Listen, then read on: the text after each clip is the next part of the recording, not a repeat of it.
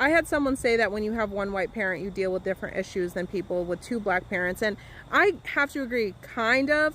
But really, when you take a step back, you would realize that all of the issues are really exactly the same. I think for a lot of people, they think that having a white parent gives you a proximity to whiteness, but it still matters what you look like.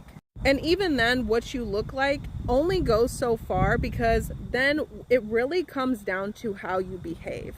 That's where racism really thrives, is the music that you listen to, the way that you dress, the way that you speak, the people that you hang around. What is your family life like? Because they will judge you on that too. Even if you are black and you have a white family, the second you're like, you know, I guess community were to find out that maybe your white side of your family, you know, were drug addicts, criminals, etc., they'll make it as though it's a reflection of you, even though those weren't your actions.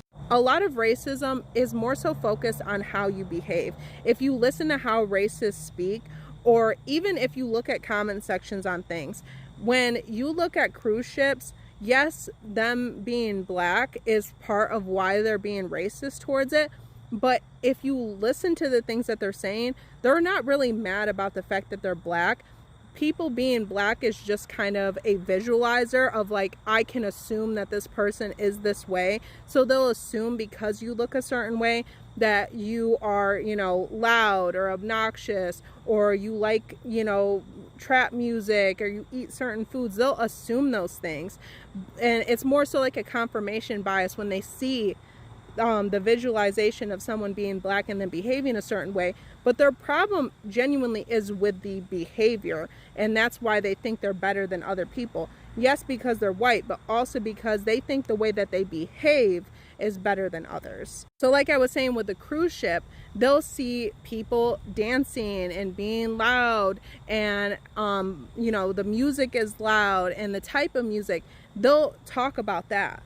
They'll say, oh, why are you listening to this kind of music? Why are you guys dancing like that? Why are you being so loud? Blah, blah, blah. That's what they're worried about. That's what they get upset about. They hate the music. They just hate our culture in general. So even if you are black and you're being raised by one white parent, it's going to boil down a lot of the time with how you behave. That's why you get this rhetoric of, oh, you're one of the good ones. Because if you speak a certain way, if you're listening to country music, if you're going golfing or whatever, if you're partaking in white culture, they'll think that you're one of the good ones. And that's not to say that they won't harm you. Many of them probably still will harm you, but that's why they think